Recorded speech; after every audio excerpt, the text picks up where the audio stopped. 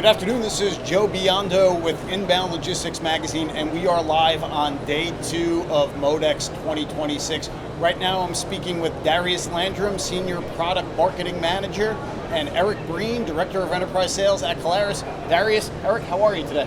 Doing great. Thanks for having us. Thank you. Thanks for coming. So let's jump right into it. Eric, what is the single biggest pain point your customers are bringing to you this year compared to 2 years ago?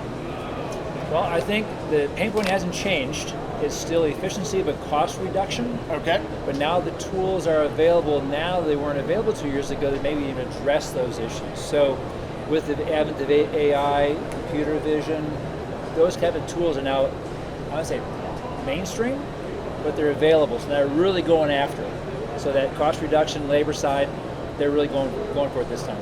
Darius, looking around the MODEX floor today, what is the one thing you see that would have been unthinkable maybe 5 years ago?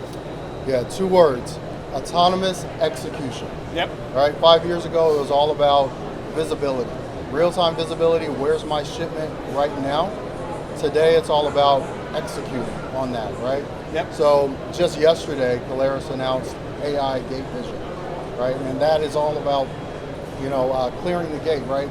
Clearing the gate, being able to use OCR vision technology to identify a trailer, verify its seal, and then coordinate that back to the TMS information that was sent to it, right? Sent to the YMS, right? Yep. So 5 years ago, that would have been impossible. That was science fiction. So today we're able to execute that in under 30 seconds. So we're talking a little bit about technology and advancements there. Eric, what is the biggest mistake you see companies making when they are embarking on this digital transformation journey? Well, in our area of the supply chain, there's still a lot of old school methods being used. And so we get a lot of, I want to get all now, I want everything. And where they're coming from, where they want to go, is that the gap is too big. Yeah. So they got requirements have to come down, expectations have to come down a little bit, but also they have to start. A lot of companies get stuck in decision paralysis. So we have to get reasonable expectations and then go for it. And then get a plan, phase it out, work it in, aim for that end goal, but don't think you're going to get there in the first year, but start, get going.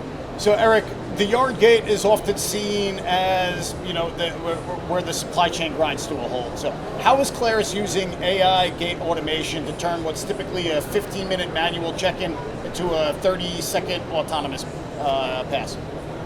Well, old school, put a couple guards in the gate, write everything down on a clipboard, put it in Excel, 15 minutes, right? Yep. So there's multiple ways to accelerate the gate. It can be the integration to a WM system to bring in data integrity, data governance.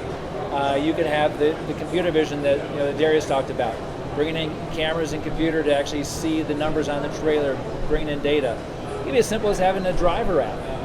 Have the driver check in before he even gets to the facility.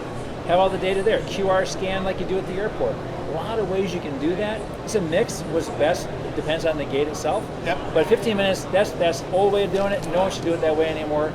We can always go towards a much higher velocity at the gate. Lots of ways to do it. Darius, in the cold chain, every minute matters, obviously, right? So how does your YMS talk to the TMS to ensure a refrigerated trailer receives priority for a dock door the second it hits the property? Yeah, that's a great question. Well, in the cold chain, dwell time is the enemy of shelf life. Yep. Right. So with our system, with our YMS and our TMS being integrated, as soon as a shipment hits that geofence, our system automatically knows the priority level of that shipment. Right. So then the system does not wait for a dispatcher to make a manual decision. It automatically chooses the optimal door for that shipment to go to. Eric, so you talk a lot about connecting nodes and modes, right? So for a CEO or an executive watching this, what's the ROI of having one platform that sees the yard, the terminal, and the transport all in one view? Let me give you 2 examples. A simple one, day-to-day example, and then a bigger picture one. The first example is, if you're connected, say you're an importer, containers, right? Yep. And there's a lot of places that container has to go to the different nodes, the ocean, rail, truck, then to the warehouse. what are the free days left in that container? Someone's got to pay when it goes over free days. If you know, because your data is connected and you know the available free days, you can attack and unload the ones that have shorter amount of time. Yep. And it really addressed a demurrage problem at a very granular level. A big picture of that is if you're connected and you're a large company, we have one customer who actually talked about this, is that by having the connected data and making decisions on exceptions, they can really get a grasp on the overall time it takes to bring products through the supply chain. This company said if they could save 1 day on the supply chain, just on the end of that trailer, that product from factory to shelf, there's $500 million. Wow. Of free capital. Yep. New warehouse, new manufacturing, that money could be used a lot of different places. So having Absolutely. that connected data, super important, granular or big scale.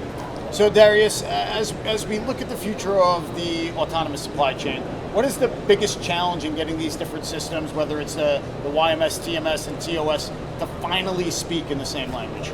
Yeah, really the biggest challenge isn't the data itself. The biggest challenge is the language, the dialect, right?